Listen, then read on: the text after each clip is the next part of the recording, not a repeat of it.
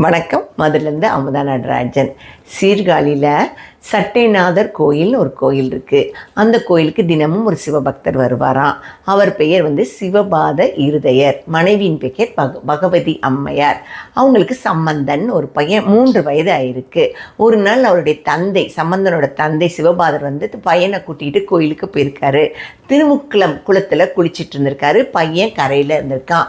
அவர் குளிச்சுக்கிட்டே அப்படி தள்ளி போயிட்டாரு. பையன் அப்பா கண்ணில் தெரியல. பசி, அப்பாவை காணோன்ற பயமும் பசியும் கலந்து பையன் அழுதுருக்காரு. அப்போது சிவபெருமானும் பார்வதியும் பார்க்குறாங்க. ஐயோ, பையன் இப்படி அழுகிறானே அப்படின்னு சொல்லிட்டு என்ன பண்ணுறாங்க, பால் கொடுக்குறாங்க. அது சாதா பால் இல்லை, அம்மா கொடுக்குற பால் ஞானப்பால். ஞானம் ப்ளஸ் பால் கலந்து கொடுப்பது ஞானப்பால். அந்த ஞானப்பாலை உண்டுட்டு இந்த தம்பி நிற்கிறாரு. அப்போது அவங்க அப்பா திரும்பி வந்தால் குழந்தை வாயிலேருந்து பால் ஒழுகுது. எப்படி உனக்கு இந்த பால் வந்துச்சு அப்படின்னு அவங்க அப்பா சம்பந்தரை பார்த்து கேட்கும்போது சிவனையும் பார்வதியும் கையை காமிச்சு தோடுடைய செவியன்ற தேவாரத்துடைய முதல் பதிகம் அங்கே பாடுறாரு. சாதா சம்பந்தனாக இருந்தவர் திருஞான சம்பந்தராக ஆகிட்டார்.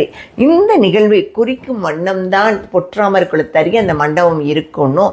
இங்கே அவர் ஞானப்பால் கொடுத்த கதை இல்லை அப்படின்னு சொல்கிறாங்க. ஆனால் என்னென்னா, என்னுடைய வயதை உற்றவர்கள்லாம் பழைய நினைவுகளை சொல்லும் போது அவங்க என்ன சொல்லுவாங்கன்னா, 7 மணிக்கு கரெக்டாக டம்ளர் எல்லாருமே வீட்டிலேருந்து, இப்போ மாதிரி பிளாஸ்டிக் அப்படிலாம் டம்ளர் இல்லை, வீட்டிலேருந்து எல்லோரும் டம்ளர் எடுத்துகிட்டு ஓடி அந்த பொற்றாமர் குளத்தருகே இருக்க ஞான சம்பந்தர் பால் குடித்த மண்டபம் அப்படின்னு இருக்குல்ல, அங்கே க்யூவில் நின்றுடுமா. எல்லாருக்கும் தினமும் காலையில் 7 மணிக்கும் சாயந்தரம் 7 மணிக்கும் பால் தருவாங்களாம். எதுக்காகனா, ஞான சம்பந்தர் அம்மையோட கிட்டேருந்து பாலை வாங்கி குடித்ததுனால தான், ஞானம் பெற்றதுனால இந்த குழந்தைகளும் இந்த பாலை குடித்து ஞானம் பெறணும் அப்படின்னு சொல்லி இப்போ என்ன பண்ணுறாங்கன்னா, 3 வயது வரைக்கும் இருக்க குழந்தைகளுக்கு மட்டும் பால் கொடுக்குறாங்க.